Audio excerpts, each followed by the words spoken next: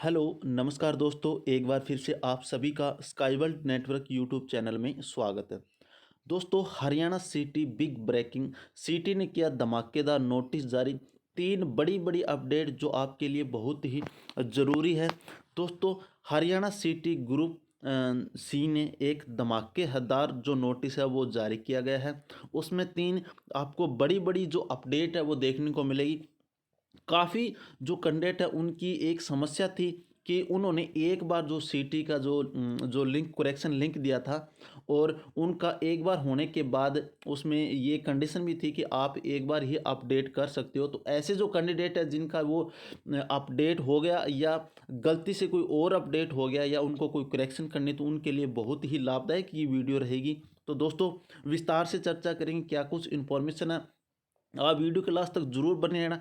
3 जो बड़ी बड़ी अपडेट है, जो 3.57 यानी कि 3.57 लाख कैंडिडेट है जो क्वालिफाई कैंडिडेट है उनके लिए ये लाभदायक जो वीडियो है वो रहने वाली है। तो दोस्तों, विस्तार से चर्चा करें, क्या कुछ इन्फॉर्मेशन है।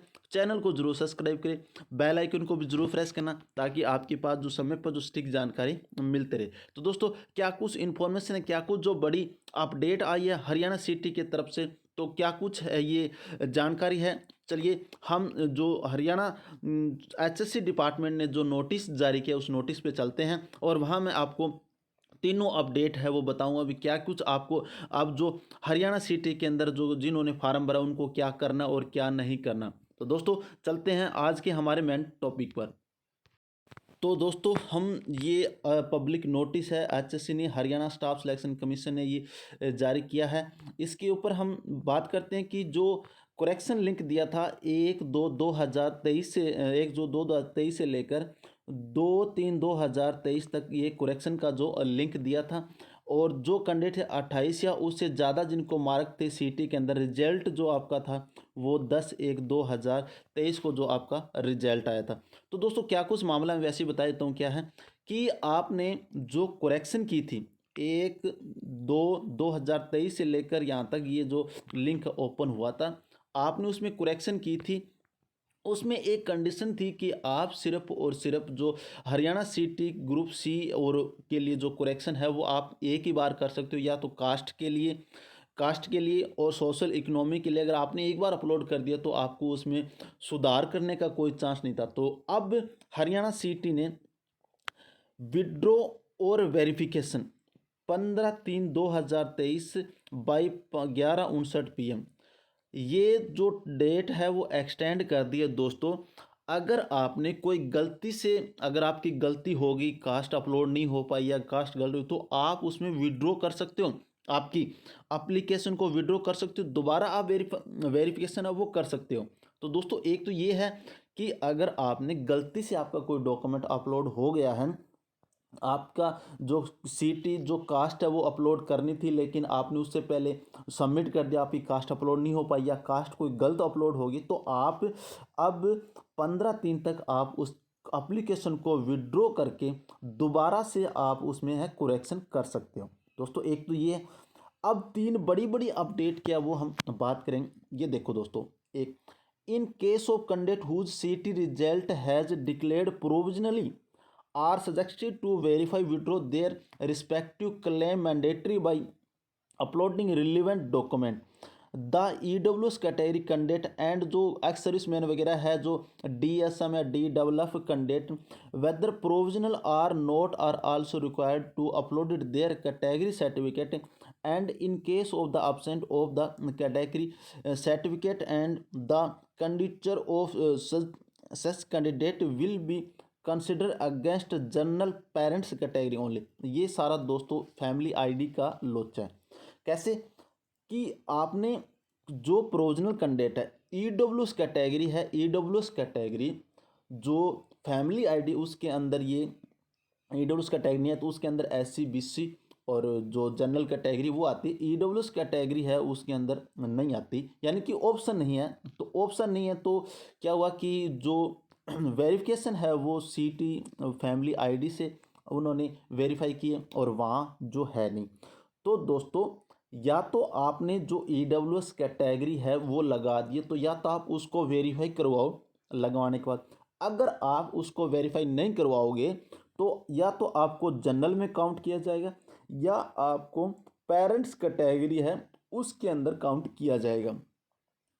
क्या चीज़ है कि आपने EWS कैटेगरी के अंदर फार्म भरा है, EWS कैटेगरी आपने यहाँ जो करेक्शन लिंक के अंदर अपलोड करवा ली, प्रोविजनल कैंडिडेट है तो या तो आप उसको वेरीफाई करवाओ, या तो वेरीफाई करवाओ उसको, verify withdraw their respective claim, जो आपने क्लेम के लिए वो जो लगाई थी, या तो उसको वेरीफाई कराओ, नहीं तो आपको जर्नल या आपकी जो पेरेंट्स की कैटेगरी है उसके अंदर काउंट किया जाएगा। तो दोस्तों एक तो ये है बड़ी अपडेट। दूसरी मैं आपको बताता हूँ, ये देखो दोस्तों, तो दोस्तों आगे ये क्या कि if any candidate who has made the change during period, जो दे रखा है उन्होंने 1/2/2023 से लेकर 6/3/2023 and want to make the जो वेरिफिकेशन है withdraw afresh and also we same, जो 15/3/2023 बाई 11 PM तक। दोस्तों इसके अंदर ये है कि आपने जो करेक्शन की है 1/2/2023 और 6/3/2023 टाइम पीरियड के दौरान, तो आप उसमें करेक्शन, आप उसमें वेरिफिकेशन विड्रॉ या चेंज जो भी करना है वो आप कर सकते हो, क्योंकि इसमें ये कंडीशन ये कि एक बार ही अगर आपने सबमिट कर दिया तो आप कुछ नहीं कर सकते। आप उसमें उन्होंने डेट जो है वो एक्सटेंड कर दी है। वेरिफिकेशन विड्रॉ अगर आपको कुछ करना चेंज करना है तो आप कर सकते हो। दोस्तों एक नीचे जो इम्पोर्टेंट जो नोट है उसके बारे में हम बात करते हैं।